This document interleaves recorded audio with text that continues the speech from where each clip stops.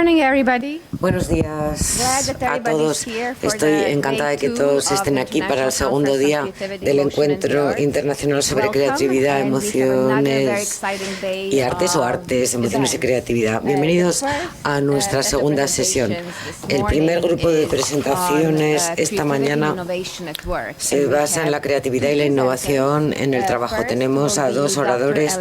Primero, el Dr. Alexander McKay, profesor sobre comportamiento en las organizaciones en la Universidad Commonwealth de Virginia, y después Ronnie Reiter-Palmon, profesor de Psicología Industrial y Organizativa en la Universidad de Nebraska, Omaha, y el director de Innovación para el Centro de Ciencias Colaborativas en el Centro Interdisciplinar de la misma universidad. Nos van a hablar sobre todo lo que está relacionado con la creatividad en el lugar de trabajo. Doy la bienvenida a los oradores y la palabra a Alexander McKay. Buenos días, gracias por estar aquí. Soy Alex McKay de la Universidad Virginian Commonwealth. Esta mañana voy a hablarles sobre el papel del afecto en las redes sociales y con quién colaboramos y en los entornos de equipo y cómo esto impacta en la creatividad y la innovación en el lugar de trabajo. En el 2015, el Foro Económico Mundial habló y contactó con miles de empresas en todos los sectores sobre qué habilidades necesitaban los trabajadores en el 2015 y cuáles necesitarían en el 2020. En el 2015, la creatividad se consideró la habilidad número 10, pero en 2020 ha subido hasta ser la tercera más importante para 2020. Podemos ver que la creatividad está creciendo en importancia. Además, los números 1 y 2, resolución de problemas complejos, el pensamiento crítico y la flexibilidad cognitiva están relacionados con la creatividad. Vemos que 4 de las 10 son o están relacionadas con la creatividad de algún modo. Aparte de la creatividad, el elemento colaborador o colaborativo en el lugar de trabajo ha crecido en importancia. Para los artículos científicos se habla de una mitad de 2 personas trabajando juntas hasta el año 2000, pero desde esa fecha son 3 o 4 autores. Vemos un aumento de la colaboración también en las empresas. Las personas dedican hasta el 80% de su tiempo trabajando en colaboración con otras personas, y la unidad ahora en las empresas no son equipos, no son trabajos individuales, son equipos que trabajan de forma colectiva para lograr una tarea. Cuando volvemos a esta lista del Foro Económico Mundial, vemos que 4 están relacionadas específicamente con la creatividad y las otras 6 tratan de colaboración, de inteligencia emocional, etc. Así que básicamente toda esta lista tiene que ver con la creatividad, la colaboración y las emociones. Podemos ver que es una parte muy importante del entorno laboral. Hoy, para la presentación de hoy, voy a revisar el papel del afecto en la creatividad colaborativa, centrándome en los equipos, y voy a distinguir en 2 entre el afecto interpersonal y el intrapersonal. Me voy a centrar en el interpersonal primero y después hablaré de las implicaciones prácticas respecto a algunas cosas que todavía no sabemos bien, que no han tenido un gran impacto en el entorno laboral o no se han analizado. Voy a empezar distinguiendo entre el afecto intrapersonal y el interpersonal.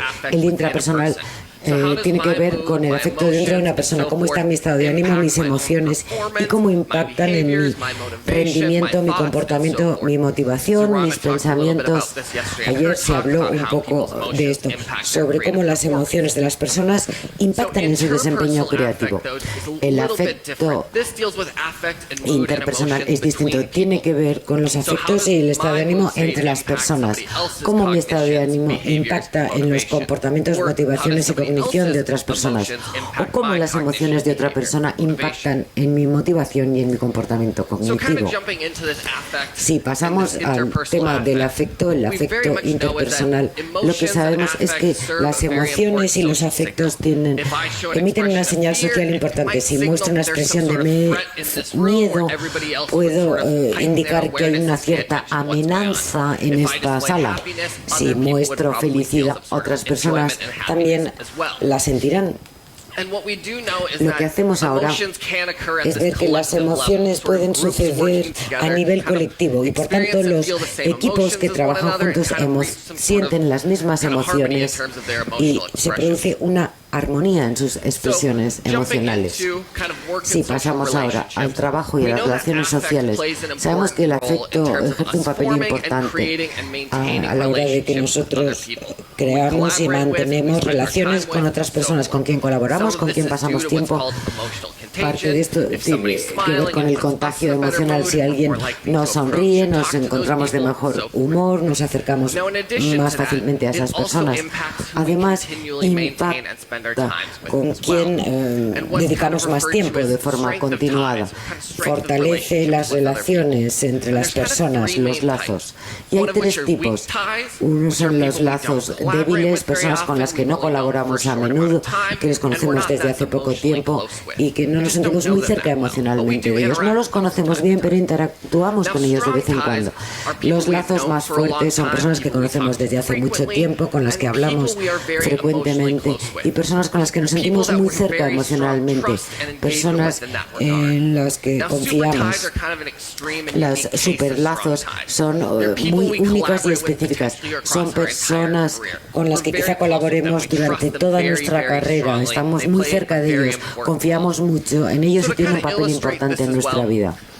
Para ejemplificar esto es una red social gigante que muchos de los investigadores de creatividad, todos los que están aquí y muchos más utilizan. Estas son todas las colaboraciones en más de 214 publicaciones académicas, alrededor de 1.760 investigadores y casi 5.000 colaboraciones. Todos aquí hemos colaborado con alguien del grupo. Los colores representan distintos grupos que colaboran entre sí más habitualmente.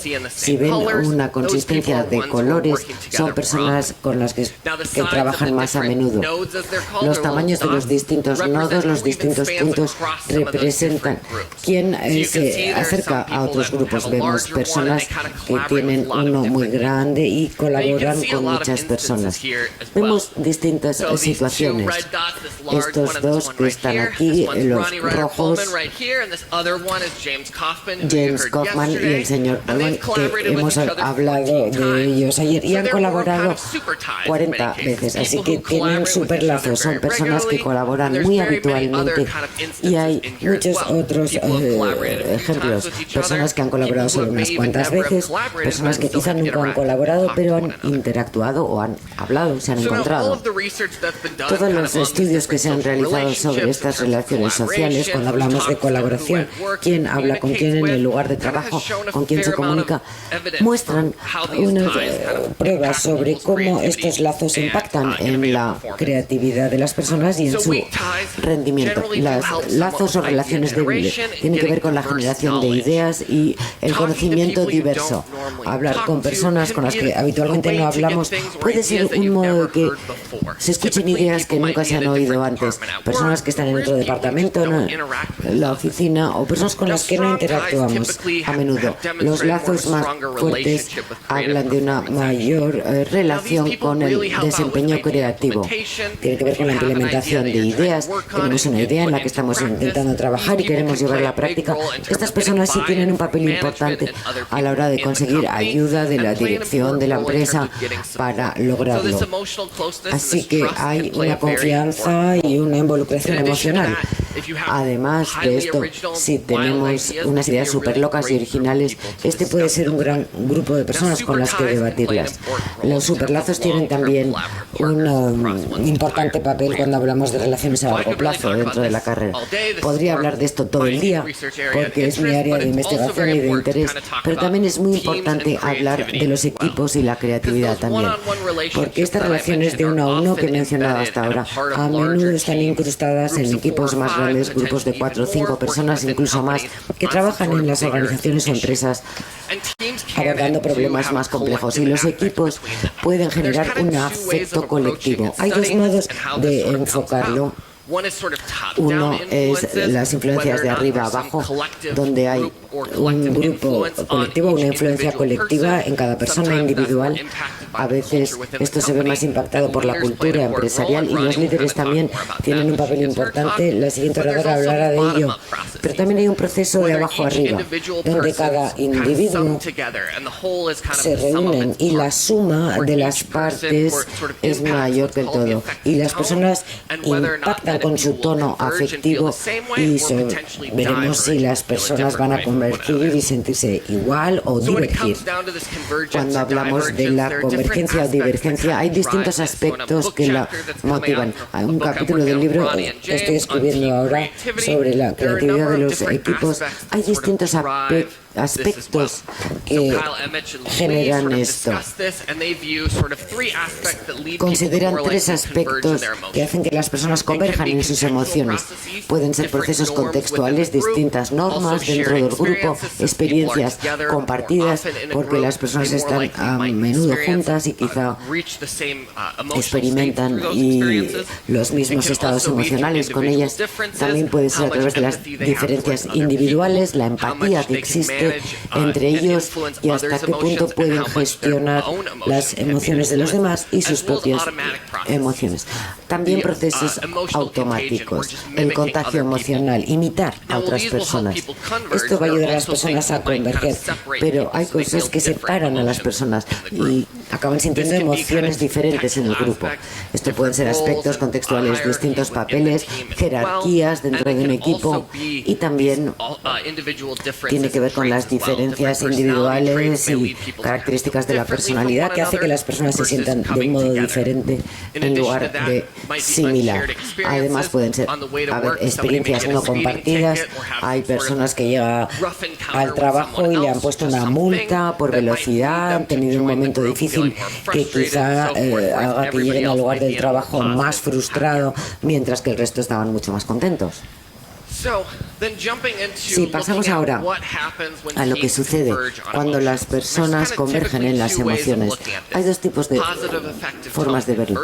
La convergencia afectiva positiva, que es el estado agradable y positivo, pero después tenemos el negativo, donde se produce un afecto negativo dentro del grupo.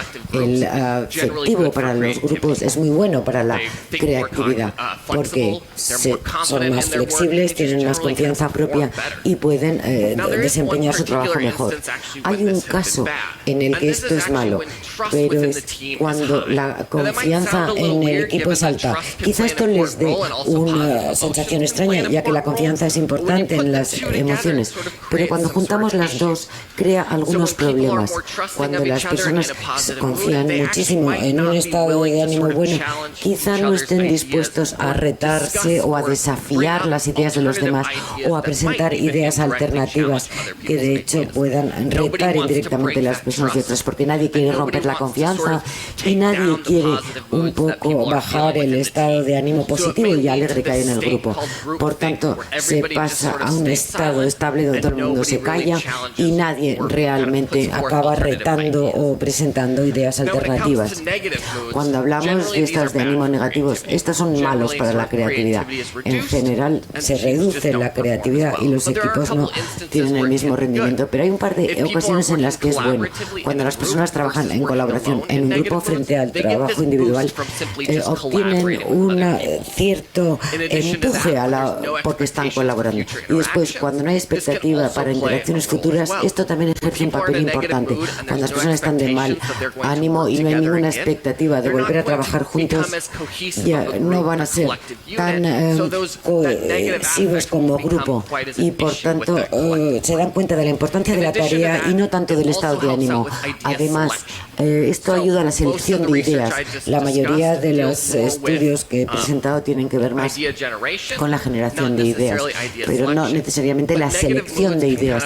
Pero los estados de ánimo negativos hacen que las personas sean más analíticos y seleccionar determinados temas o ideas sobre las que trabajar, y por tanto puede tener un papel importante en la selección de ideas. Pero esto solo se produce cuando los equipos también están experimentando afecto positivo.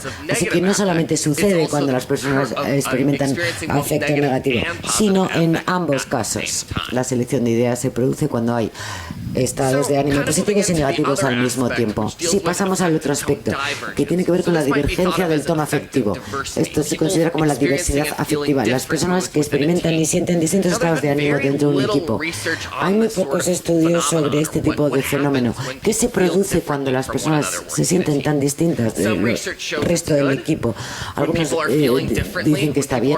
Cuando las personas se sienten de un modo diferente, de un modo positivo, experimentan distintos temas e ideas que surgen sobre sea la tarea en la que están involucrados. Y los que están en un estado de ánimo negativo quizás sean más analíticos y lógicos. Así que a la hora de tomar decisiones, las personas pueden llegar potencialmente a una mejor decisión cuando experimentan y sienten estados de ánimo diferentes. Pero a veces puede ser negativo. En un estudio que incluye los directivos y directores generales muestra la diferencia y si impactaba o no en la toma de decisiones, tanto individual como en grupo, y si impactaba en el desempeño económico de las empresas. Se encontró que cuando hay una diversidad positiva afectiva, el desempeño económico era un poco menor y menos participación en la toma de decisiones, de hecho. Además de un ejemplo de trabajadores en una planta nuclear que están trabajando sobre un escenario de crisis, se vio que eran más eficaces cuando no estaban en un estado de ánimo positivo. Se encontró en otro estudio que cuando las personas experimentan estados de ánimo positivos o negativos, de hecho desempeñan peor que cuando todos se sienten bien. ¿Por qué? Porque cuando se generan algunas ideas, lo que sucede con el estado de ánimo negativo es que lleva una evaluación de estas ideas. Lo que se produce es que los de estado de ánimo negativo hicieron que los que tenían positivo evaluaran las cosas demasiado pronto y por tanto no se han generado todas las ideas que hubieran sido posibles, y esto llevó a una reducción en el desempeño. Cuando hablamos de las implicaciones prácticas de esto, voy a mencionar dos. Los lazos fuertes y superfuertes pueden tener un papel importante. El modo en el que las personas se involucran, ayudar a los proyectos, a su implementación y a la generación de ideas. Pero hay que advertir que los lazos débiles, las personas con las que no trabajamos tan a menudo, también tienen un papel importante en nuestra creatividad y en nuestro desempeño creativo en el trabajo. Además, el afecto positivo en los equipos generalmente es mejor. Conseguir que las personas estén en un buen estado de ánimo antes de empezar cualquier tipo de trabajo creativo puede ser muy útil, pero también hay que advertir que no sean aspectos que acaben suponiendo que las personas del equipo no se retan unas a las otras, no retan las ideas. Hay que ser respetuoso, pero seguir cuestionando las ideas para poder progresar sobre las cosas que no sabemos demasiado sobre. ¿Qué sucede cuando las personas sienten estados de ánimo diferentes dentro de un equipo? Esto sigue explorándose. Serena habló de ello ayer, pero cuando hablamos de esta ambivalencia emocional todavía no está bien comprendida dentro de los equipos. He hablado también de las relaciones de trabajo individuales de uno a uno y después he pasado a los grupos o equipos. Todavía no sabemos bien cómo las relaciones individuales en los grupos pueden impactar en todo el grupo. Por tanto, entender tanto las relaciones de uno a uno y cómo impactan en un grupo de 4 o 5 personas, esto puede tener una repercusión en el desempeño. Muchas gracias por escucharme y ahora le doy la palabra a Serena. Muchas gracias.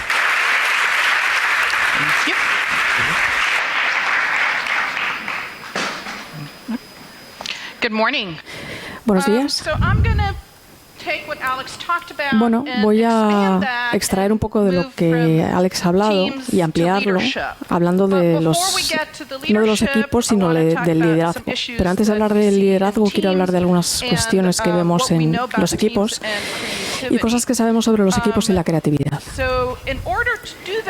Para hacerlo, primero quiero hablar de por qué nos interesan la creatividad en los equipos. Alex ha mencionado un estudio que enseña que la creatividad cada vez es más importante en los negocios, en las empresas, al igual que la colaboración. ¿Por qué?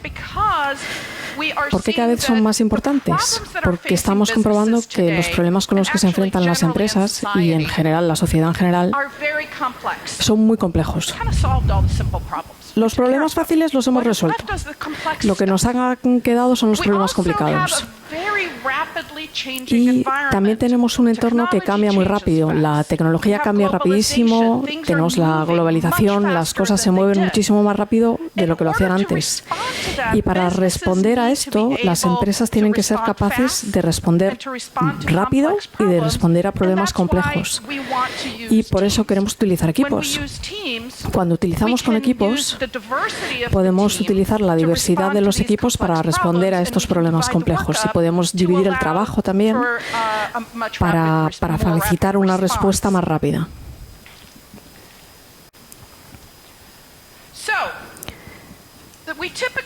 Así que lo que sabemos hacer con las investigaciones de equipo, utilizamos el proceso Input-Output, IPO, es algo que se utiliza desde los 60, y en nuestro caso el output, el resultado, es un producto, un proceso, una idea, una solución para un problema.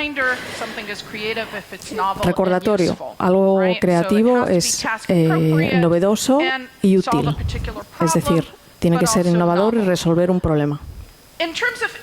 En lo que se refiere al input, esto es lo que el equipo pone sobre la mesa, es lo que conforma el equipo, y específicamente voy a hablar un poco de la diversidad de los equipos, y durante el proceso me centraré en los procesos sociales que se desarrollan dentro de los equipos. Así que cuando hablamos de diversidad, hay dos categorías globales. Hablamos de la diversidad demográfica de los equipos. Esto es algo que se absorbe de forma fácil: el sexo, la edad, la raza o la etnia, la nacionalidad o la cultura. Los equipos cada vez son más multinacionales, las empresas cada vez son más multinacionales. Y la razón por la que la diversidad demográfica y la creatividad, esto es una combinación de muchos estudios. La diversidad geográfica no está relacionada con la creatividad. Eso es lo que demuestran los estudios. Lo que sí está relacionado con la creatividad es la diversidad funcional. La diversidad funcional está relacionada con la diversidad de los equipos en lo que se refiere al trabajo, el departamento del que procedes, tu educación o la disciplina a la que te dedicas, tu especialidad. Cuando hablo con empresas, a las empresas les gusta crear equipos basándose en la demografía. Hacen falta unas cuantas mujeres, hacen falta personas de este grupo racial, gente joven, gente mayor, esperando que sean más creativos. Pero la creatividad parece que no está relacionada con la diversidad geográfica. Sí que quiero lanzar un par de advertencias sobre la diversidad geográfica. Las razones por las que no aparece en los estudios es que la diversidad demográfica puede estar relacionada con el problema que tenemos que resolver o no puede estar relacionada. Por ejemplo, hubo un gran debate en los Estados Unidos hace un par de años sobre el hecho de que no hay aplicaciones telefónicas para las personas mayores. Están empezando a aparecer ahora, porque las personas que están desarrollando las aplicaciones tienen 20 años, no 80 o 60. No tienen 60 años, así que no se plantean esa cuestión. Además, los padres de estos jóvenes también son jóvenes. Y hay una aplicación para ayudar a sus padres que eran mayores, pues tienen que tener 40 años. Podría ser beneficioso si la diversidad estuviese relacionada con la tarea que se va a desarrollar, pero si no está relacionado no se obtiene ningún efecto. La otra cuestión es que la diversidad demográfica se ha estudiado factor a factor, es decir, contemplamos la diferencia de edad o la diferencia de sexo, pero yo no soy solo una mujer, yo no soy solo mi edad, soy las dos cosas a la vez, y los estudios que tienen en cuenta esta intersección, esta combinación de factores, yo creo que hay 2 o 3 estudios de este tipo. Así que es complicado, yo creo que tenemos, pero yo creo que es la forma en la que tenemos que estudiar para ver los efectos de la creatividad. Pero vamos a centrarnos en la diversidad funcional, que está relacionada con la tarea. Si reunimos a un grupo de personas que tienen algo importante que decir sobre el producto, algo relevante sobre el producto o el problema, pues necesitamos a un ingeniero, necesitamos a alguien de una fábrica, necesitamos a alguien de ventas, necesitamos a alguien de recursos humanos y necesitamos a alguien de recursos humanos probablemente, porque estas personas son importantes para que el producto tenga éxito al final y para las ventas del producto, y puede influir en las decisiones que tomemos. ¿Cuáles son los beneficios de estos equipos diversos? Creemos que este tipo de equipos tienen más información. Alex lo ha mencionado, incluso cuando existen lazos débiles, obtenemos más información más diversa. Así que si estuviese sentada en la habitación con Alex y nos parecemos mucho respecto a lo que sabemos y el contexto que tenemos, vamos a tener información muy parecida. Pero si me siento en la habitación con un informático, pues nuestra red es completamente diferente. Nuestras fuentes, las fuentes a las que podemos acudir son completamente diferentes, así que tenemos más información, más perspectivas, más puntos de vista. Y podemos dividir el trabajo porque muchas manos ayudan a desarrollar el trabajo más rápidamente. Así que hay muchos beneficios en estos equipos diversos. No obstante, y es un gran no obstante, estos equipos tienden a tener déficits sociales importantes. Es más probable que haya malentendidos en los equipos diversos. Yo he trabajado con equipos interdisciplinarios y hay muchas veces que hablamos de las mismas cosas utilizando términos diferentes y no nos damos cuenta. Y podemos tardar meses en decir, ¡ay va! Si es que estamos hablando de lo mismo. Hay que dedicar el tiempo necesario para conocerse y para conocer la terminología que utiliza el otro, porque estamos hablando el mismo idioma, solo que es terminología técnica y esa es la única diferencia. Hay que llegar a acuerdos. Yo he trabajado con médicos, estudiantes de medicina, que no están de acuerdo, que no coinciden conmigo a la hora de analizar los datos, porque lo que es normal para ellos no es lo normal para mí, para una psicóloga y lo contrario. Así que hay que intentar dilucidar estas diferencias antes de seguir trabajando. Todos estos resultados, como he dicho, pues pueden tener como resultado ciertas deficiencias en los outputs, pueden generar conflictos. Hemos hablado de emociones negativas. Estos son emociones negativas. Y en los equipos diversos pueden surgir emociones negativas que pueden ser problemáticas para la creatividad. Y como digo, pueden ser, puede que no lo sean.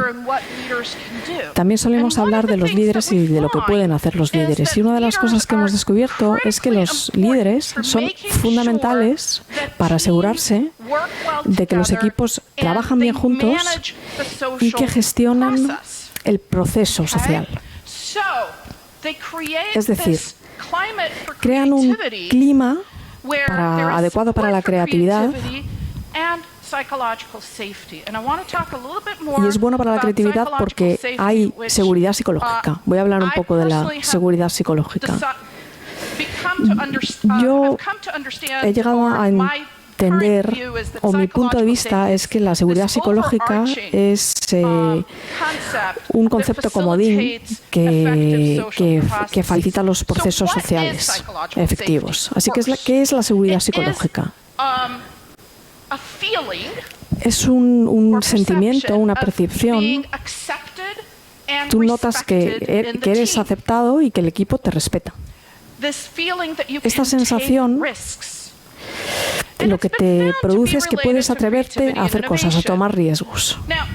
Y puedes ser más innovador. Y específicamente, ¿qué es lo que sabemos de las investigaciones sobre seguridad psicológica? Se han llevado a cabo varios estudios en los últimos años. Hemos descubierto que aumenta la posibilidad de compartir conocimientos entre los equipos, porque los compañeros se sienten cómodos compartiendo sus conocimientos con los demás.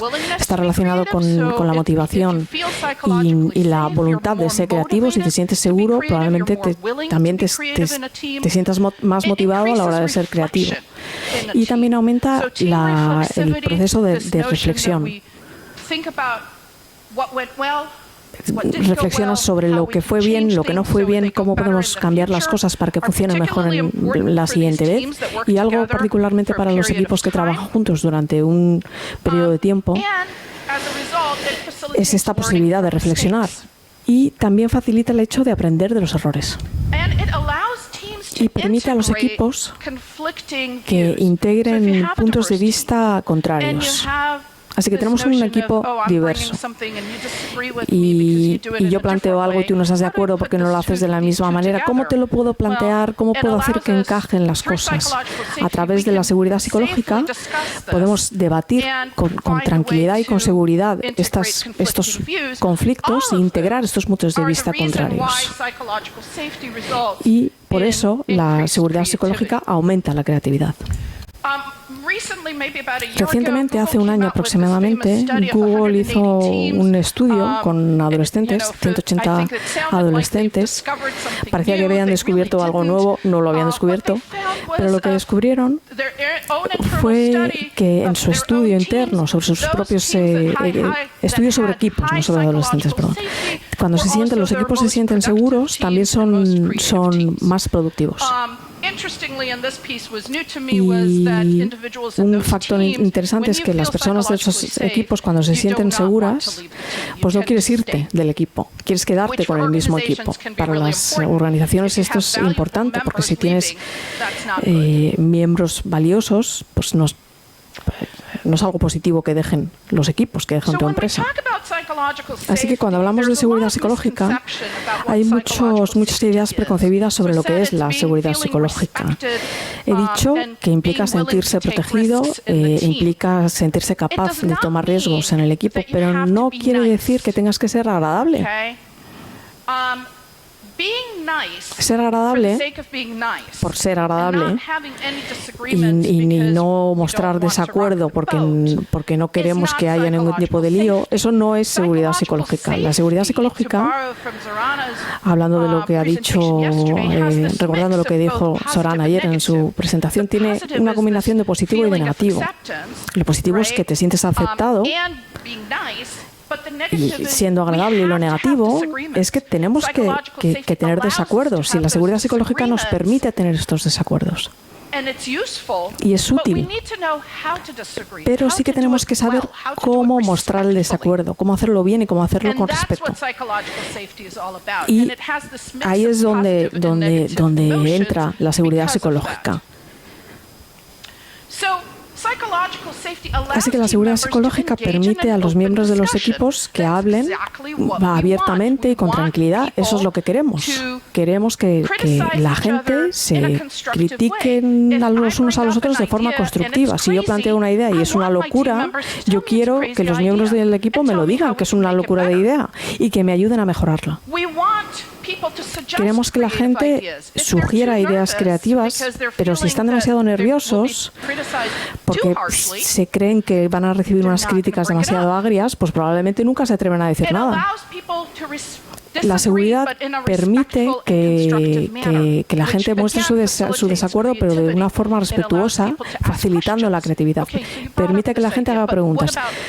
Has planteado esta idea, pero ¿qué te parece esto? ¿Cómo crees que podríamos aplicarlo? Permite que la gente admita los errores y, por lo tanto, aprenda y crezca basándose en experiencias anteriores. Así que, ¿qué pueden hacer los líderes? ¿Cómo pueden los líderes potenciar la seguridad psicológica en los equipos? El papel de los líderes es muy importante. Los líderes pueden ayudar a los equipos a desarrollar respeto ante diferentes opiniones. Los líderes también pueden servir de ejemplo. Por ejemplo, alguien plantea una opinión diferente. Estamos sentados en mi laboratorio y alguien dice algo con lo que yo no estoy de acuerdo. Pues me puedo reír de ellos, puedo decirles que están equivocados, les puedo decir que son idiotas. Hay muchísimas formas en las que puedo reaccionar. Pero lo ideal, como líder, tendría que decir algo como: a ver, explícame un poco más sobre esta idea. Es un comentario interesante. ¿Cómo encaja con lo que hemos hablado hasta ahora? ¿Qué tipo de apoyo tienes de fuentes de documentación? De esta manera mi equipo ve que es la forma adecuada de tratar a las personas y de tener una conversación y de mostrar en desacuerdo. Los estudiantes probablemente también estén más animados a debatir, a explicar sus cosas con alguien como yo, en lugar de responder de forma irrespetuosa. Un líder también puede promocionar la comunicación abierta de diferentes maneras. Por ejemplo, hay muchos equipos que tienen a una figura dominante y parte del papel del líder es que esa persona no domine tanto la conversación. Y hay formas respetuosas de hacerlo. Es decir, no les dices simplemente cállate. No, les dices: muy bien, hemos oído lo que tenías que decir, vamos a escuchar la opinión de otras personas del equipo. El líder tiene que animar a la gente que es más tímida, que no habla. Queremos escuchar la opinión de todos. Como líder, te tienes que asegurar que escuchas a todos los componentes del grupo. También hemos descubierto que cuando la diversidad de pensamiento se considera algo importante dentro de los equipos, como algo deseable, los equipos tienden a sentirse seguros psicológicamente y a tener conversaciones abiertas. Así que el líder es un factor fundamental a la hora de explicar al equipo, de decirles al equipo por qué esta diversidad de pensamiento es importante. Y recordad que los líderes no solo tienen que hablar, tienen que actuar. Porque si yo digo que es importante, pero luego mi comportamiento sugiere lo contrario completamente, no va a funcionar. Los líderes promueven la colaboración. Los líderes pueden promover la colaboración facilitando las interacciones. Por ejemplo, como en la universidad yo puedo decir a uno de mis estudiantes: creo que deberías hablar con esta persona que está en otro departamento, así que yo tengo una serie de relaciones que puedo sugerir al equipo que acudan a otras personas para que evolucionen. Así que no se trata solo de centrarse exclusivamente en el equipo, sino hay que tratar con otros departamentos, con otros equipos, con otras instituciones, porque esto pueden facilitar el hecho de compartir la información y asegurarse de que se escucha el punto de vista de todo el mundo. Los líderes no deberían dominar tampoco la conversación.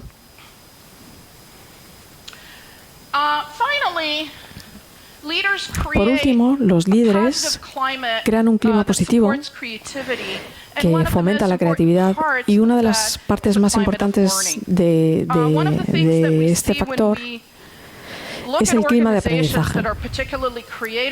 En el caso de las instituciones que son muy creativas, nos hemos dado cuenta de que no hablan de los errores. Hablan de errores, pero no hablan de fallos. Las ideas creativas son ideas arriesgadas. Las ideas creativas son ideas nuevas. Nunca las hemos probado, no sabemos si van a funcionar. La mayor parte de las ideas creativas fracasan al final, no tienen éxito. Y como resultado de esto, es muy importante cómo la empresa, la organización, los líderes de la organización gestionan estos errores. Por ejemplo, Vortex, una empresa, no hablan de fallos, hablan de oportunidades de aprendizaje. Lo llaman así, oportunidades de aprendizaje. Así que no es un fallo. Me puedo arriesgar porque no voy a fallar, no voy a fracasar. Voy a aprender de lo que he hecho. Y no decidimos quiénes son los culpables. ¿Es culpa tuya que la empresa haya perdido 1 millón de euros? No, sabemos que las cosas funcionan así. Sabemos que va a haber alguna pérdida y lo que tenemos que hacer es hablar de qué podemos aprender para mejorar o qué podemos hacer para hacer las cosas de manera diferente. O ahora sabemos que esto no es lo que hay que hacer. No señalamos al culpable, sino que aprendemos de nuestros errores y reducimos el riesgo de que los miembros del equipo decidan no arriesgarse. Y con esto he terminado ya mi ponencia. Gracias.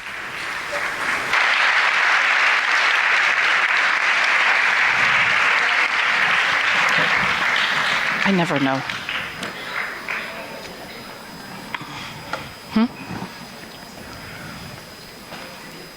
Oh, yeah.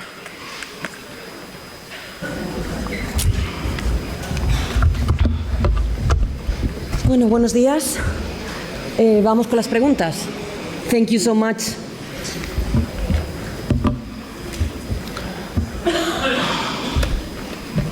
¿Qué idea creativa se les ocurre para neutralizar o seducir a las personas tóxicas que retienen y deshacen los equipos de trabajo?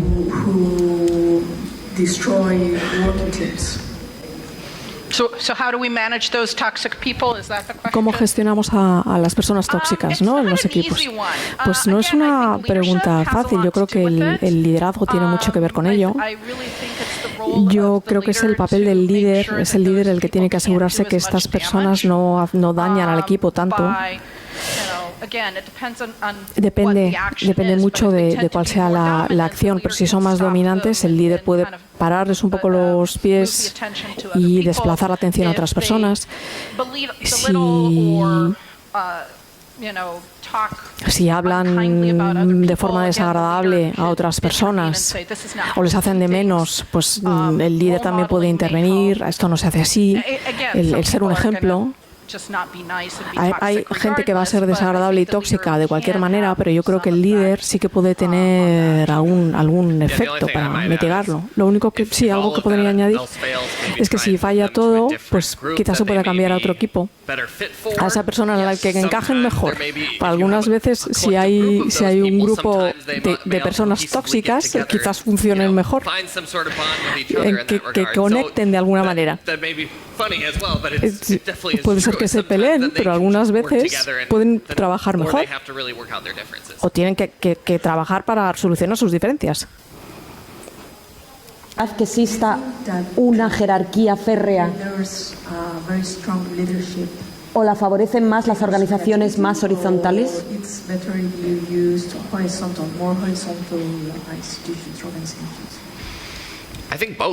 Pues yo creo que ambos. Yo creo que es necesario tener una organización más horizontal en la que todo el mundo contribuya igual, pero también tiene que haber un liderazgo que plantee objetivos y que sirva de guía, que para dirigir el esfuerzo en el que está trabajando en el equipo. Yo no creo que sea uno u otro, sino crear una jerarquía en la que la gente pueda colaborar de manera abierta y cuando el líder tenga que intervenir para guiar al equipo, pueda intervenir. Eso es importante también. Sí, yo creo que la pregunta es ¿qué es el liderazgo férreo? Bueno, cuando consideramos a las personas creativas, las personas creativas suelen ser difícil trabajar con estas personas, suelen ser difíciles de liderar, de trabajar en equipo, suelen ser arrogantes. Es un grupo difícil para liderar, para gestionar. Tienes que ser suficientemente fuerte para decir, bueno, ya ahora tenemos que pasar de generar ideas, tenemos que empezar a valorar las ideas o tenemos que empezar a aplicar las ideas, etcétera, etcétera.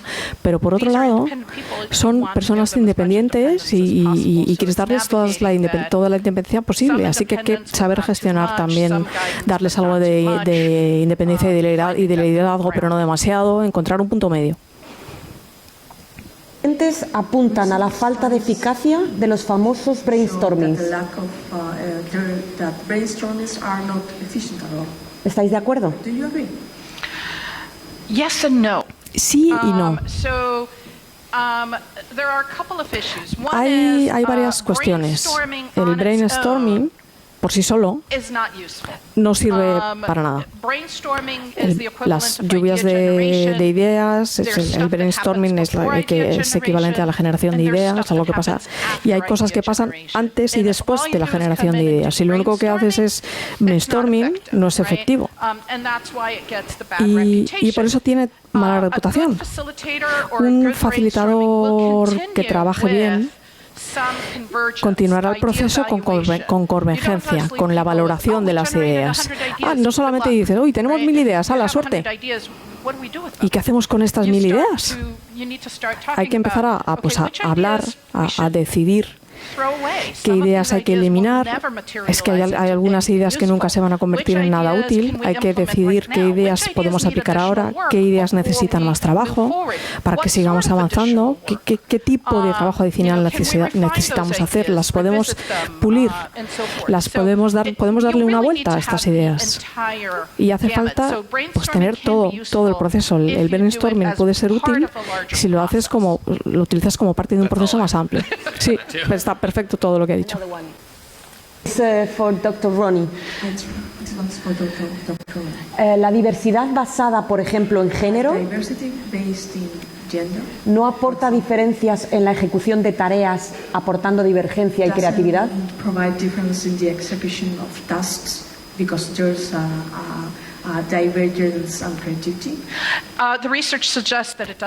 Los estudios sugieren que no. Así que globalmente la diversidad basada en la demografía, en la literatura, cuando combinas todos los diferentes estudios, demuestran que no existe una relación con la creatividad. Como he dicho, yo no creo que sea representativo al 100%, pero no tenemos los estudios suficientes, la investigación suficientes para afirmarlo. Tenemos que ser capaces de determinar claramente que la diversidad demográfica, independientemente de que sea de género, está relacionada con la creatividad. Tenemos que poder diferenciar entre la diversidad que está relacionada con la diversidad relacionada con la tarea y la que no. Y cuando se cruzan, cuando hay una intersección, cuando la creatividad no se basa solamente en una característica, sino en varias a la vez. Trabajo ideal a nivel afectivo. ¿Existe un equilibrio?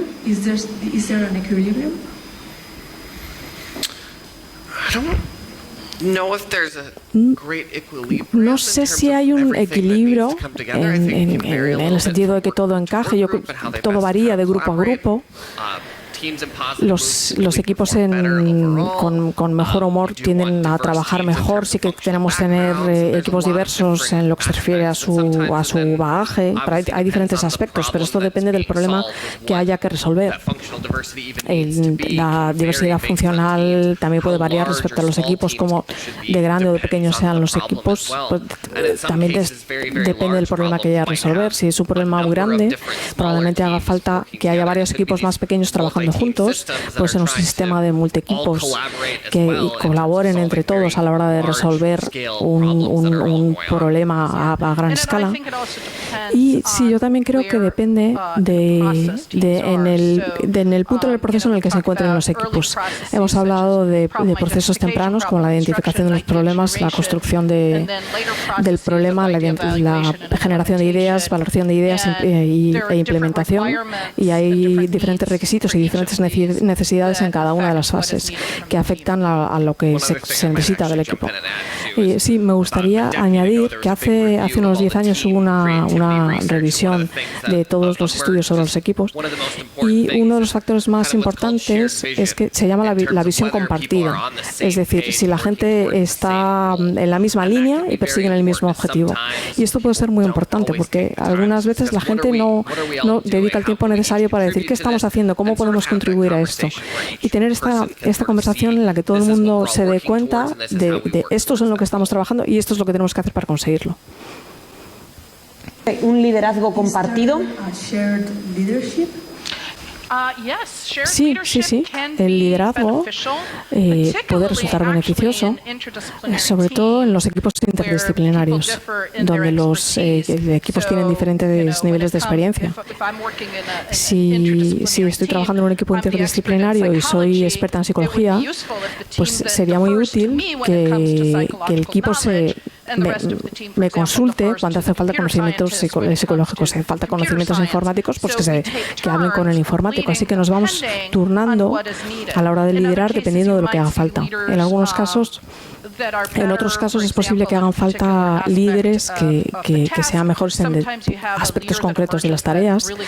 Hay líderes, por ejemplo, que son muy buenos en los aspectos sociales, hay otros que son mejores en los aspectos de la tarea en sí, y se produce un liderazgo, así que puede ser muy útil para los equipos creativos.